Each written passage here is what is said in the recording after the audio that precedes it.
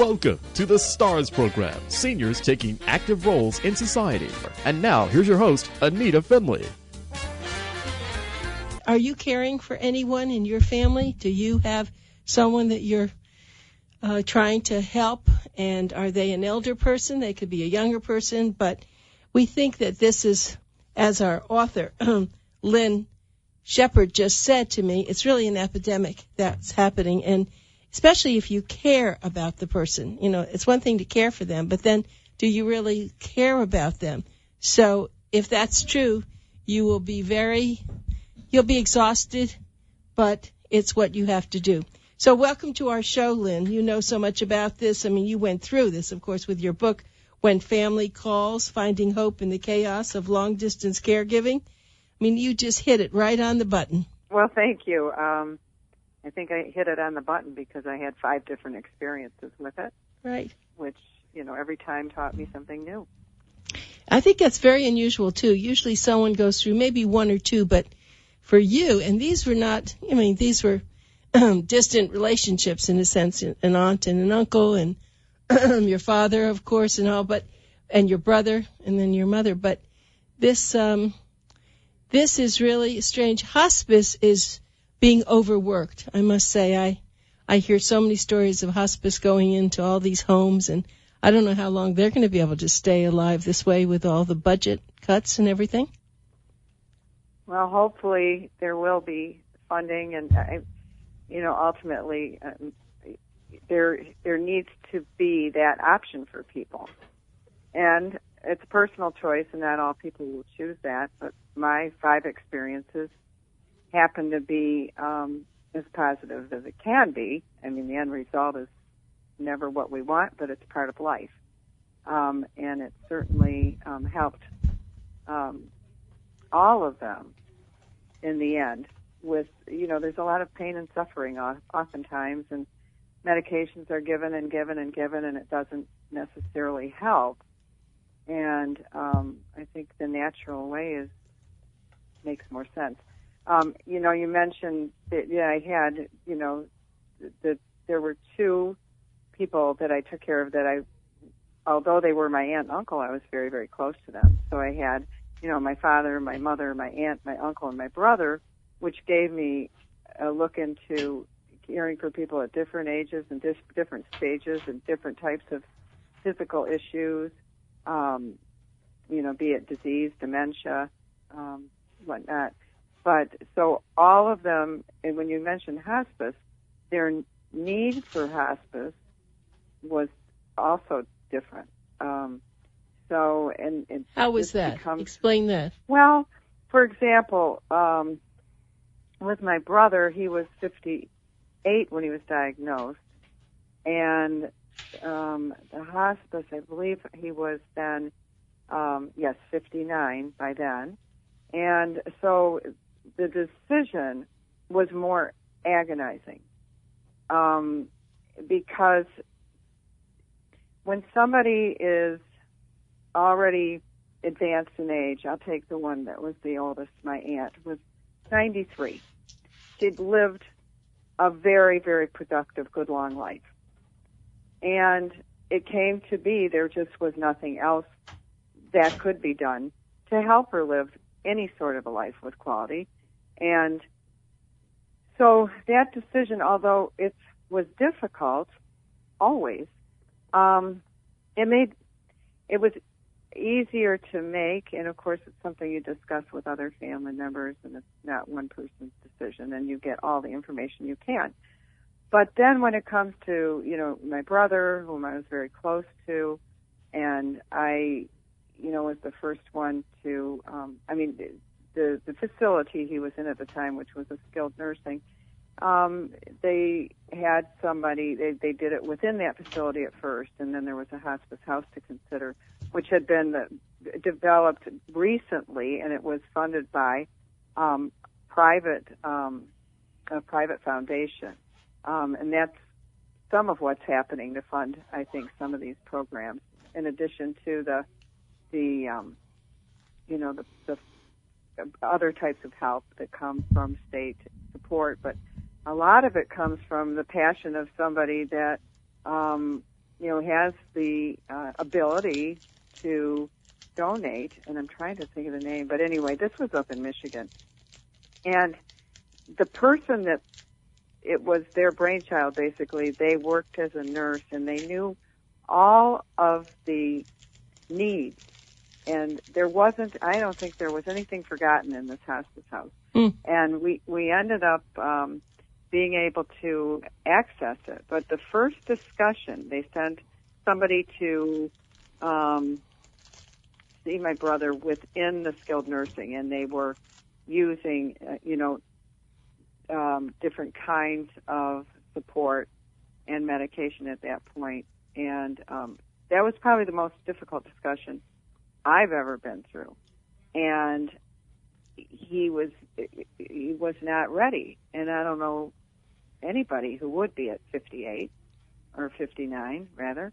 So that was agonizing. And then with my aunt, it really felt like, this was absolutely the right decision. My father, it was my first experience with hospice, the right decision with him, but also terribly agonizing. And I talked to my sister, and we had to do a lot of processing. He was not able to eat anymore, and he was confused due to dementia, and anything they would have tried, they talked about feeding tubes, and he would have ripped everything out. So he would have had to have been confined, and it just made no sense. I won't tell the whole story on that, but that decision was the hardest because it was the first. I certainly didn't really anticipate that I would have 4 more after that, but it was, I thought, pretty good training ground, pretty good teaching for me, and understand, and the need to really, I think, talk to other people.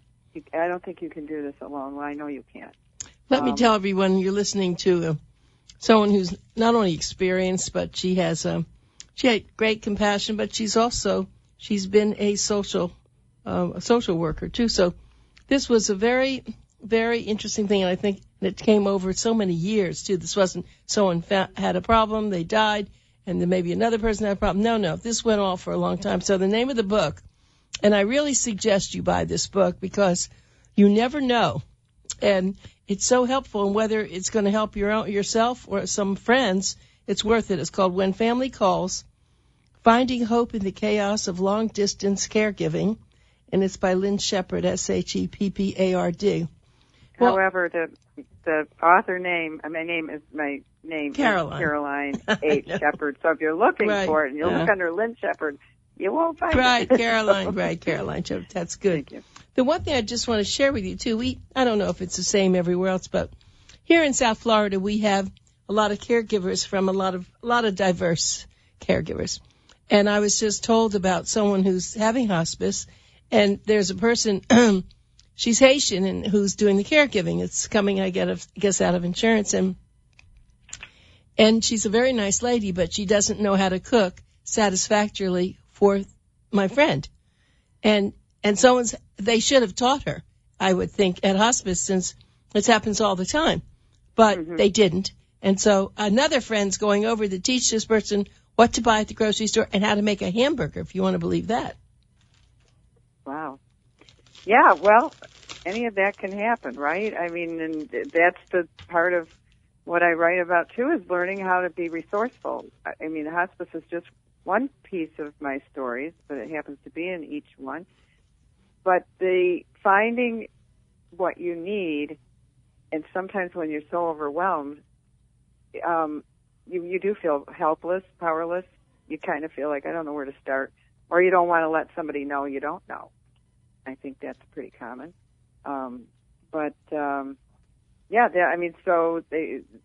Finding somebody else that can help. So that's a good example of that. It can be as simple as somebody that can, come and cook, and that's the part you can't do. Because we can't be everything to everyone all the time. It's impossible. So I guess in each book, I talk about advocacy. Each story, advocacy.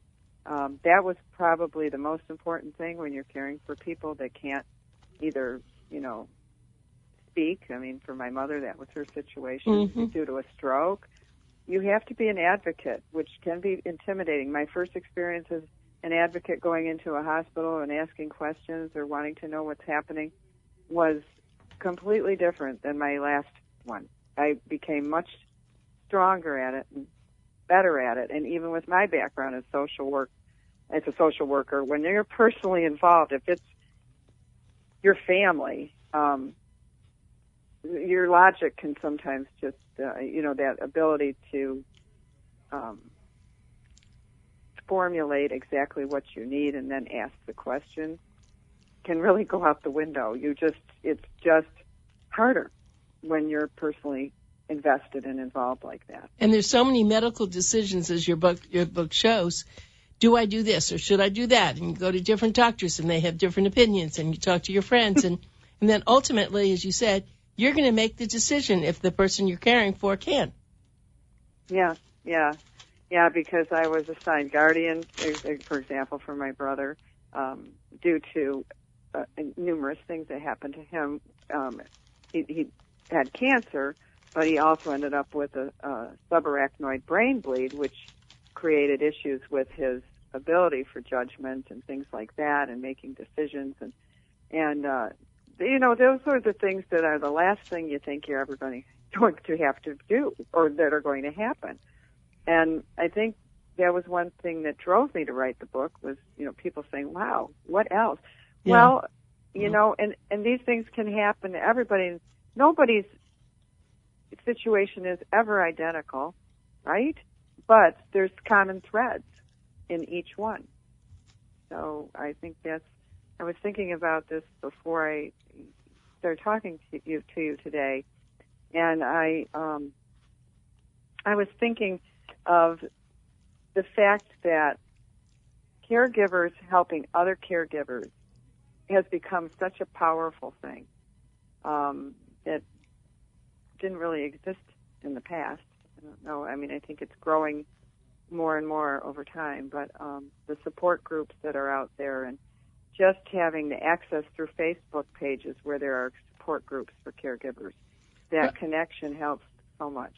Let me go back, and I'm looking at your book right now, and there's a chapter talking about your brother's story, chapter 15, and you say 5 wishes. That was very interesting. Why don't you expand on that? Well, the 5 wishes is actually what was presented as part of that hospital's plan that was available to the families or to the patient to expressly say what they wanted as far as the type of care or life-preserving measures. So it was very specific, and I wish I had the list in front of me. Well, I have them. I mean, I have it in front of me. It's on page 201. Okay. And you talk about, let's see, to clarify, he did not have a living... What has to do with if you want? He didn't have a living will, and 5 wishes was becoming a standard operating procedure for hospitals. But the 5 wishes, it's, I mean, what did he really want with his life? I mean, in a sense, where did his cancer was incurable, and his death was imminent. And so you had to really figure out what did he want for the very end. And I guess... Right, it has to do with, does he want to be sustained without eating himself, right? I mean, where you're actually eating. I mean, there's specific questions, and that's why that are laid out for people. And actually, there's the pulse now that physicians ordered life-sustaining treatment. And so you actually specifically say, do you want food withheld? And I'm not an expert in any of this, but what I am is a survivor of finding out what is out there for people and how to present these options. And in my brother's case, the most significant part of that chapter was I had asked somebody else to come in and sit with us that happened to have been a cousin that was in the medical field that happened to be in that area. And because I started to present it to my brother, I said, we should probably look at this and fill it out, and then the hospital knows. And he blew up. I mean, he was so angry, and so it was so distressing. And that goes back to what I said before. When you're talking to somebody that's 59 that thinks there could be a miracle cure. And at that point, I see. He hadn't been told. He wasn't that close at that point. It wasn't. We hadn't even thought about hospice then, but it was laying it out for the hospital for the future. And he did end up being in that hospital. Oh, it was many, many days. I think I have that in there too. It was, I think, from start to finish between I'm trying to find that. Intensive neurological care and then onto the oncology ward. So it was about 74 days. So there was always the hope, and for all of us, that they would be able to help him. And, I see. That's right. So then the 5 wishes was just so that it was in his chart. That was in his chart. That would be, and anybody can do that, you know. And it's much more. All of this is a part of the systems now, and it's taken time to evolve, and there's just better and better out there. We just have to know what it is, and one of my biggest lessons, I was kind of looking at an article I'd written about lessons learned, and one was just. Now I'm trying to think about it. I'm sorry. It's okay. It was it was one of the biggest one was you plan for the worst and hope for the best. Right. So if you've done Sure. that, yeah. you at least, I mean, it's the hardest thing in the world is to think about what is the worst thing that can happen, and you can't imagine it sometimes. So that was a process with my brother, and so that was the beginning. And then I said, well, let's not talk about this now. I said, we don't have to make this decision right away. And then I called the friend. I said, can we just, maybe because from his perspective, and it was just somebody that was more neutral, we needed somebody that it wasn't so emotionally charged. And was your brother on a lot of medication? Because I would think that makes a difference too. That as you said, yes. He had problems with his brain also. Oh yeah, he was on a tremendous amount, and at that point, I think he had started. He was preparing for radiation or starting. Yeah, it said that, right? And that's so intense, and his pain was so intense, and to be with somebody that's where they really can't treat it, to address it.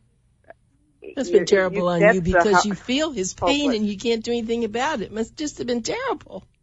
Yeah, it was horrible. And I'm not alone in this. I mean, there are plenty of us out there, and that's why, I mean, unfortunately, that's part of the human condition. It doesn't have to be everybody's, right? Mm-hmm. But it's a potential, and any time that you feel helpless, hopeless, and powerless, which is part of trauma reactions, which is part of my background, that's how it felt to me oftentimes as a caregiver, you know, and my work was with children. And so they oftentimes are feeling like that anyway, because they're kids. They don't have as many, you know, choices of making these decisions. Right, and I was, we've never talked about this because this didn't just happen, but now with the suicides occurring, I'm sure that people who think they're going to die just want to get it over with, and you as the caregiver have to deal with that too. Yes, that would be the flip side, right? Yep. Yeah, those that want out, because there's so much, you know, as far as it can be psychologically or, you know, through addiction or whatever, and that inner turmoil that cannot be helped or, you know. I was thinking about that. Like you know, how many people have said to their caregiver and their loved one, give me the medication. I want out. Help me die. Mm-hmm. That's another one. Well, and this is it is a sensitive subject. And I write it in the book not to tell people what to do, right, or how to make the decision. I tell it as the story goes because you feel like, boy, it's an agonizing time. It can be. And that's why I tell it too is don't try and do it all alone. You know, reach out to other family, reach out to friends, even reach out to a caregiver support group. Go online. At least online now, there is so much information. Mm-hmm. That did not exist. It's evolving every day now. I mean, because it's a need. It's the way of our population. Right. And yeah. you know, you have written other books, and I just mentioned them now, that your first book was called Brave Bart, a story for traumatized and grieving children. And then after that, your second book was Shadow Moves, which addressed issues surrounding difficult and traumatic moves for children. And your most recent book, of course, then there was Brave Bart and the Bully. And now this wonderful book, which is very different. This was something you just had to do because you just experienced it. Why not? And it could help people when family calls. Yeah, and I told it, I found that I would pick things up to read, and I think I said this probably on a prior interview with you, but, to read where it was step by step, and you can do this and you can do that, which is helpful. You can find it online. But for me, I was traveling a lot, and I had found that book, Elder Rage, Take My Father Please, by Marcel. Yep. And I was enthralled with it, and I couldn't put it down. And it gave me a sense that I really wasn't, going nuts, to have some of the feelings, and that there were other people with fathers out there that had these kinds of issues. I mean, his whole personality changed because of vascular dementia, and it was very, very difficult, and it was hidden for a very long time. So I think when I started writing it, I actually wrote it more didactically in the beginning, and tried to put the research in, and had somebody read it that's a very knowledgeable person, actually, and expert in trauma and loss, and he was somebody I had collaborated with Brave Bart in the beginning, and he said, "You know what? Your stories are powerful," and all of our stories are powerful, and telling stories, you think about how people teach through stories, right? I mean, around the campfires back in the day, so it's really the best way, and it's the best way we can identify. You can get the textbook stuff, and I do offer a few websites, but as we all know, those websites may be obsolete by the time somebody picks up this book, and but you can always learn how to research, and it's getting easier for all of us, I think, to find what we need, right? Yeah. Through the internet. But just having that feeling when you're reading something, you're going, oh my gosh, somebody else has gone through this or feels like this. And I've had friends say, I really want my kids to read it because I want them to be prepared, because that was the biggest thing. I never imagined that I would be doing what I was doing. It was just not in my radar at all. It started to be when I saw things falling apart, but then I just stayed in denial and hoped it would never happen. Right. And the other thing that people should realize, too, in your book, see, you traveled to your loved ones, and many people are really local taking care of loved ones, and that's hard enough, but you're having to get on planes, you're having to come home, you're having to go again, you have a husband, you have your family. I mean, this was extremely, I just use the word inconvenient, which is not really a good word to use for this, but... Yeah, and I think that the hardest part was, no matter where I was, I think the thing I coped with the most emotionally was the guilt for not being with the person that needed somebody, that was in the hospital or, needed help with whatever, and then not being home. Right. And so somebody was just not having me there when they maybe needed me there, which is fine. And also being home is always our comfort zone. Well, it is for me. I'm not a big traveler. And so that comfort zone, I had to find ways to help me to cope when I was away and how to take care of me. And it was, sometimes it was simple things. And maybe I've said this on another interview with you, but as much as I know, I'd have to go on that very first flight to fly to Michigan, and I would go to eat breakfast at the place opened at 5:30, and that was like something to look forward to, having that breakfast, which was not that great, but it was a breakfast and a coffee, and I'd sit there, and it was comforting for me, so I found the least, just small little things that would give me some motivation to leave again. I mean, other than I knew that somebody needed my help. But the beginning were always crisis calls, basically, of course. And that's another thing. That was always shocking, especially when I had the overlapping of my aunt, my uncle, and my brother came into the middle of that. And aunt and uncle had nobody else in their life.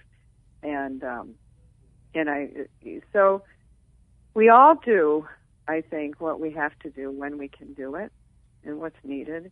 And if you can't, not everybody can, and that's fine too. But you can find other things. I was going to say, I just learned of a book through talking with somebody that is, and I'm going to find it. It's about, because this is a new dilemma. Somebody brought it up to me when I did a talk, and I know about it, but it was, I just set it aside for a second here. But I wanted to say it's a really big growing problem, and it's called Caregiving While Keeping Your Job.